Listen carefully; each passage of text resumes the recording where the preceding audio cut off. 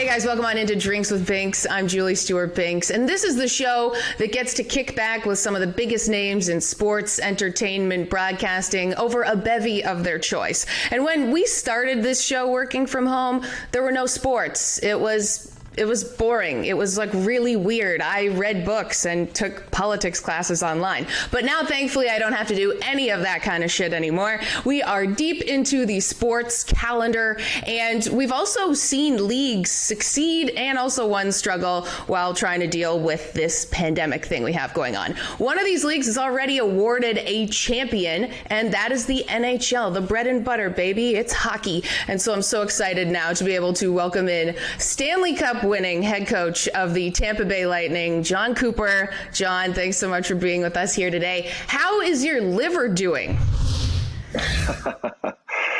Yeah, it's the one thing about winning the cup. It's obviously an exciting, exuberant relief, all these emotions that go into it, but nobody prepares you for the 2 weeks after. And so there's quite a celebration that goes on. And that cup is it's like carrying around Mick Jagger. It's like a rock star. So when people see it, they get excited. Yeah, they must go bananas for it. So no other time in your life have you been able to really train for this type of partying? Well,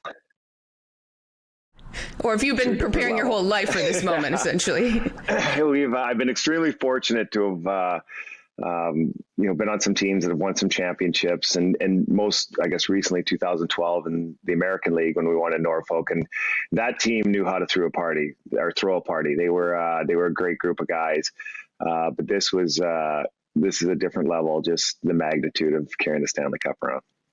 Yeah, definitely. And speaking of that championship, which is sort of a funny note, that's where I met Jon, was when one of his players, Brandon Siegel, was hosting his party for winning the Norfolk Admiral Calder Cup. And you're probably like, who the hell is this person here? But I do have a photo of myself hoisting the trophy that you won, just so we're clear. Yeah. I'm never going to win the Calder Cup. We were really fortunate because Brandon, myself, and Trevor Smith all lived in the same area. So we got to keep the cup for like 5 days. So we all went to everybody's parties. And I think, Trev had his up at Grouse Mountain and I had mine at White Rock. We kind of went downtown, and Siegs had his in his block party. And do you remember he had like the little hockey floor or street hockey tournament, and then police helicopter came over and shined the lights on. It was a fun time. But I remember meeting you as the reporter from Regina.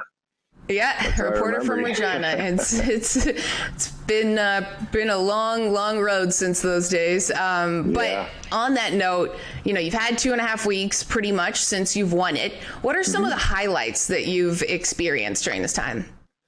After we won, I said the biggest one probably was when we getting off the plane. Because I left my family July 3rd. They were out west, and then training camp started, and we went into the bubble July 26th, and I think it was 65 days. So it was 90 plus days away from my family. And I think I'd be speaking for all the players, getting off that plane and having your kids run into your arms, and it just seeing your family. That was probably the tear jerking moment for me. So that would be number one. And then, it was like, unfortunately, COVID has affected everybody, and, we're just trying to do our part to, hopefully put a smile on people's faces. But so we kind of backed into this river parade, like a boat parade. Right. Mm-hmm. It couldn't have been better. It was phenomenal. And, we're fortunate that Tampa has kind of a river/canal to go right through the city. And it was remarkable. And there was hundreds and hundreds of boats on the water. I don't know how they kept us all together. And fans just lined up on both sides of the canal. And it was off the charts. Like, hopefully the Rays win the World Series here so they can do the exact same thing and experience that, because it was sick. And so we did that. And then we went to Raymond James Stadium, and they had a big celebration at Raymond James for us. And again, by the time we got there, that was probably 6 hours after, from the parade to then. So naturally, everybody was feeling pretty good once we got there. So that was pretty exciting. And then it's just been, I've taken the cup to the police department. I've taken the fire department. I've taken it to restaurants and stuff like that. And it's just schools and watching the kids. It's a really exciting time. And you mentioned also Vinny Lecavalier got a chance to revisit the Cup. He did. So a couple nights ago, so Vinny Lecavalier is my son's hockey coach. He's been his coach for the last 3 years. Yeah, it's and Dan Girardi not too shabby. Yeah, Dan Girardi was on the staff last year until he moved away this year. So it's been great mentors for my son. But Vinny's got a son around my son's age, so they play together. Anyway, we brought the Cup to their practice, and it was really weird because players never get to see their name on the Cup. So in normal years, the players take that, they have their day with the Cup all the way through the summer, and then it gets engraved after they've all had it. And then they never see the Cup again unless they go to the Hall of Fame or win it again. And so players never see it. So Vinny, that was the first time he saw his name on the Cup. Oh my gosh, that's such an interesting stat. I never would have even thought of that you wouldn't ever see that. No. So it's like 16 years later, and so we got to raise it over his head, and he was like a kid again. It was so cool. I love that. I'm sure you've got some coaching tips for Vinny as well. He's a good player, but I mean, he's not a Stanley Cup winning coach. Yeah, I still watch him out there, and I'm like, gosh, it looks like he could still play. Hey, pretty impressive. You never know, right? Could come back. Well, we have neglected a very big portion of the show, which is taking a sip. First of all, I want to congratulate you on winning the Stanley Cup. Jon, you guys deserved it. And we've got what are we drinking today? Well, from a Canadian to a Canadian, we'd be remiss if we didn't have a little Crown Royal. And I see your little bottle behind you, but I thought I'd one up you and bring the one with the handle. Whoa, okay, what? I've never even seen one that big before. Yeah, so what happens when you win the Cup? You get things like that. Just bring out your big vat of Crown Royal. I love it. Okay, well, cheers. Congratulations. We're toasting to you and the Tampa Bay Lightning. Yes, that is a great way to start off the day. Just a couple of Canucks talking hockey, even though you're pretty much American at this point, though, I feel. Lived here for a while, there's no doubt, but I actually am a dual citizen. I got my American citizenship when I was in my mid-20s and kept my Canadian, so it really comes in handy. Keep that Canadian one. Oh, there's no doubt. I think my dad would disown me if I ever gave up my Canadian citizenship. Oh yeah, my mom would too. Speaking of Canadian, I do notice you do have the Notre Dame Hounds jersey in the background. Wilcox, Saskatchewan zone there. We had to put the little Canada button on that. Yes. You mentioned that you've won championships, many different levels. When you won this one, the weirdest part about watching it on TV was just, of course, the lack of fans. But in that moment, it was just like the pure emotion of the guys cheering, right? For you, what are some of the maybe like the sounds that you heard in that moment when your team won that you would have never heard had there been fans there, like something that sticks out? So I'm going to go two things. One, the emotions that you feel. People always ask me, like, how did you feel? And I think I talked about about this before. There's a commercial that's run that it's called No Words, and it's just a bunch of clips going to guys that, like the microphone's in front of them. How do you feel? And they don't have any words, and that's how I felt. But going back to the words is like, what did you hear? You can hear everything. And you can almost hear what's going on the other bench. Like, because of you don't realize how loud an arena is, and TV timeouts and the music blaring and all those things. And then all of a sudden you don't hear that anymore. You can hear you can hear guys calling for pucks. You can hear everything that's going on. And it's remarkable. And you can almost, and I swear I almost heard the announcers, upstairs. And I was like, geez, wow. We are really in a unique area. And so when we won, it's just remarkable because you hear it's just the sounds are so different than a normal game because it's just a constant roar. But this wasn't that. It was, you heard everybody's conversations. And then when you're pointing, there was a few families, and including my brother, that were in the fifth deck. And the mere fact that I could yell up there and we could actually hear each other talk to each other was pretty cool feeling. Wow, that is weird. So there's nothing like there's not maybe like a moment or a phrase or something when you guys knew you won the Stanley Cup that's like sort of stays with you? As a coach, you're always on, like, until that last the whistle goes, you don't know. We had a 2-goal lead, but when Barclay Goodrow blocked that shot and it left the zone, and I looked up and there was like 12 seconds left or 13, and that's when I was like, I think I had that, holy shit, we're going to win the Stanley Cup. Like that was the first time it kicked in. And I saw a clip of us and myself and the staff, and it really says that. It's like, oh my gosh, we're going to win. And you're like a kid. Like I feel like a kid right now.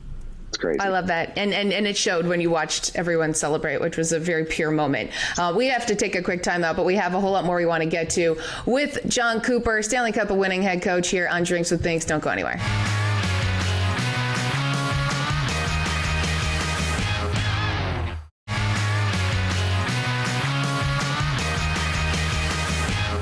Welcome back to Drinks with Binks. I'm Julie Stewart-Binks. We've got Jon Cooper, Stanley Cup winning head coach from the Tampa Bay Lightning, and we're sipping on a little Crown Royal because that's what Canadians do, and Canadians are the best, especially on this show.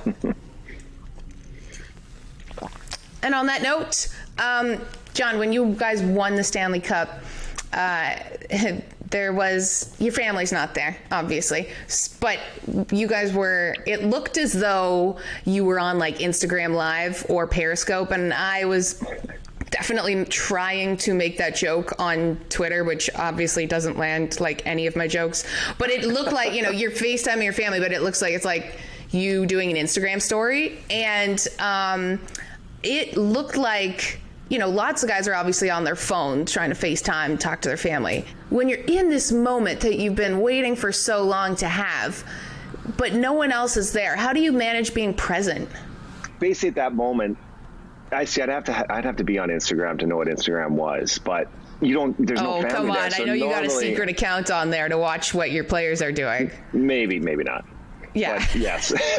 but to be honest, like that's the only way, thank goodness for FaceTime, because when you're stuck in a bubble like that, that was your only like kind of means of communication. And so at least you had a little bit of, connection with your family. And so I don't have my phone with me in the game. So I had somebody to run and grab my phone for me. And that was, talk about, again, special moments that happened. FaceTiming my family while I was on the ice was, that's a moment I will never forget.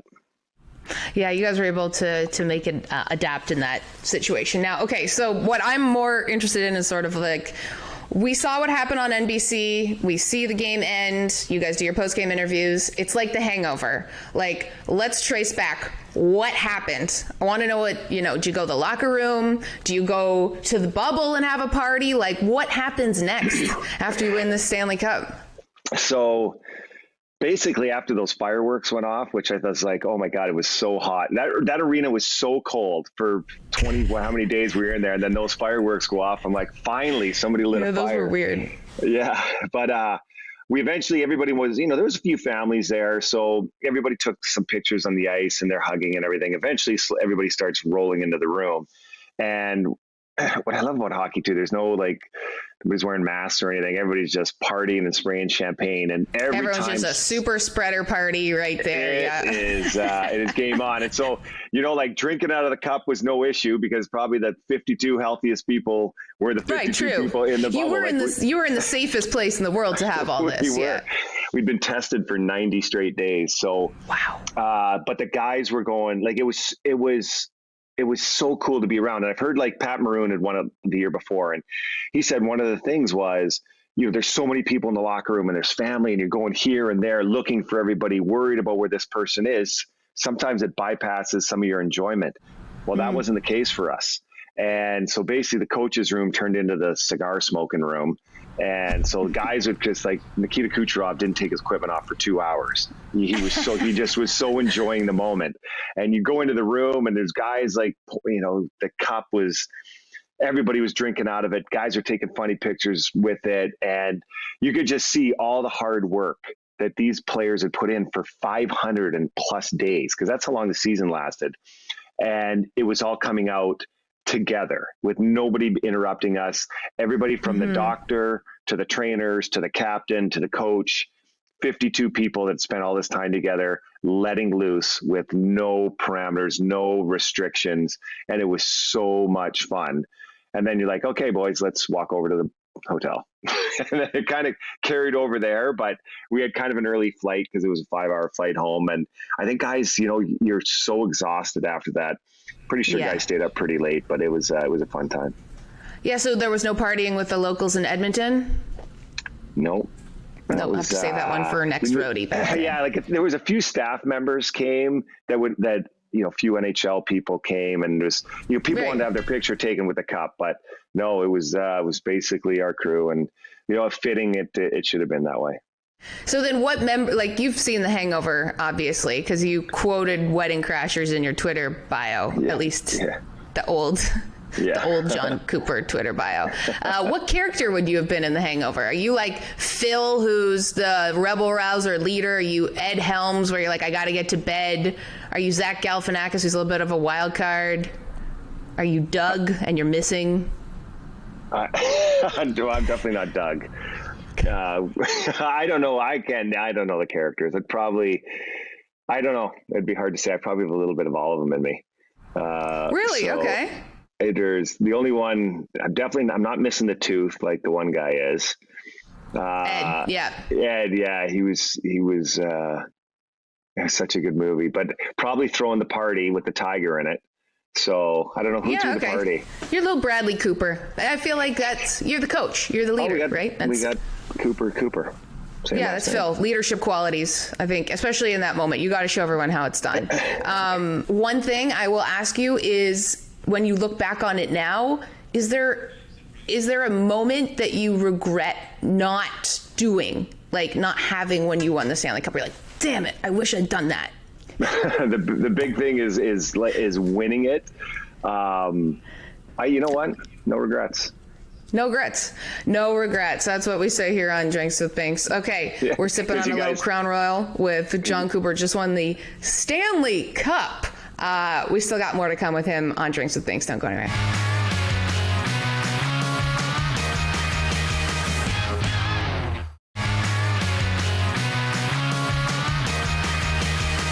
Welcome on back, guys, to Drinks with Binks. We know the story of you being a lawyer pre-hockey coach, which I'm sure was inspired in some way by Coach Bombay. But what's maybe something now that, like, in your job that you've used, perhaps a negotiating tactic that you felt to your advantage because of your previous life? I would say the biggest, thing I would probably take away from my law career was public speaking.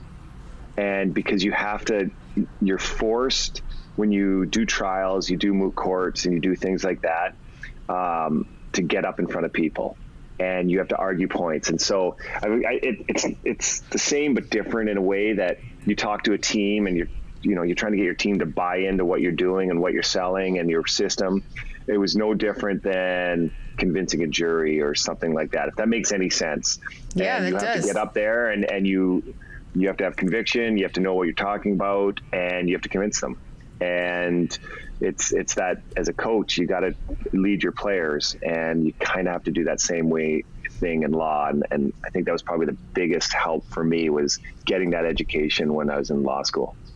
Yeah, the power of persuasion is very powerful. And so I want to try this thing. I'm big on trying different little activities.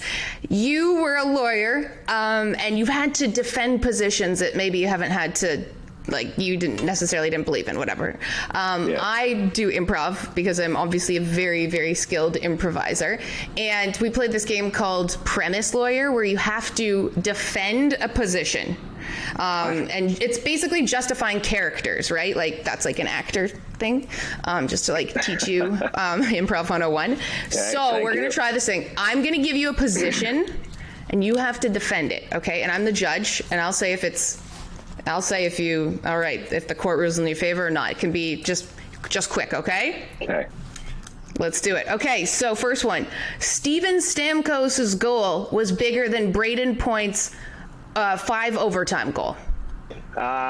Steven Stamkos has been with this team for 13 years or whatever it is. He's gone through hell in some of his injuries. I've watched him break his leg. I've watched him sit out multiple playoff rounds. I've seen him miss seasons, and all I've seen is that kid is work his ass to come back, and to fight the way he did, to work as hard as he did to come back, and to play those 5 shifts he did, and then score a huge goal to give our team a push to win a Stanley Cup. Pretty darn big goal. Boom. All right. I rule in your favor. That was great. Next up, the bubble was the best time of your life. The bubble was the best time of my life.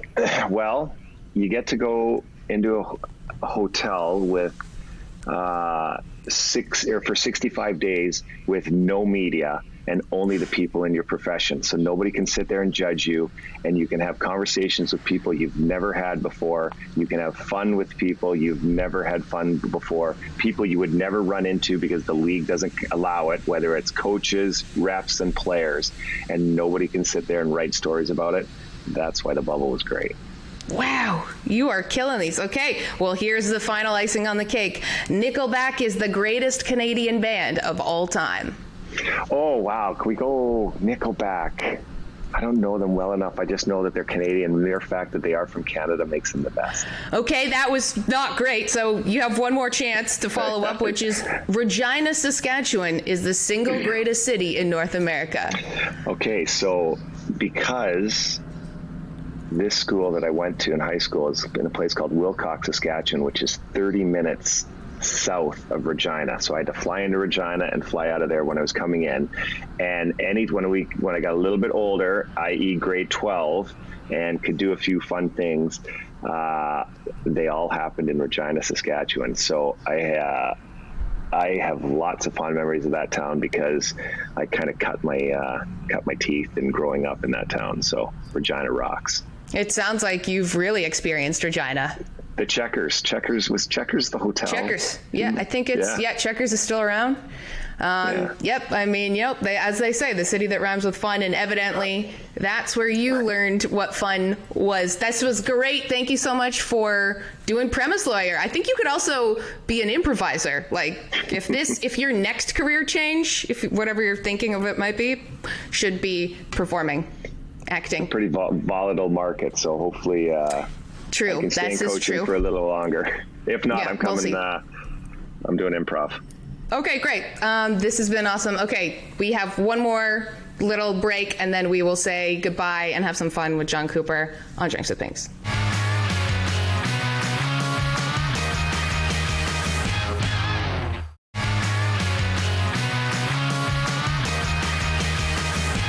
Hey guys, thanks so much for watching Drinks with Binks here with Jon Cooper. We've had an awesome time. And Jon, quickly before you go, just what are you going to do with the cup? Oh gosh, not sure yet because I don't know where it's going to go or where it can go, but I'm hoping, I run a charity tournament, Coop's Catch for Kids, that benefits pediatric cancer, and I team with the V Foundation and Dick Vitale, and we've run it every year for this will be our 5th year, and so hopefully I can get the Stanley Cup there because it means so much for us and for our charity, and then like I said, it's near and dear to the heart for me, and so hopefully I can bring it there. Yep, that's great that you're able to do that. Now, we look forward to seeing you play whenever that may be in the future at some point. And thank you so much for being with us here on the show today. Keep on drinking because you won the Stanley Cup. So I feel like you have you can just keep on partying until someone says, let's turn the lights on, which never happens here on Drinks with Binks, guys. You can follow us on Fubo Social, Twitter, Instagram, wherever you watch us. Listen to us on Spotify, Apple, wherever you get your podcasts. And until next time, bottoms up, bitches.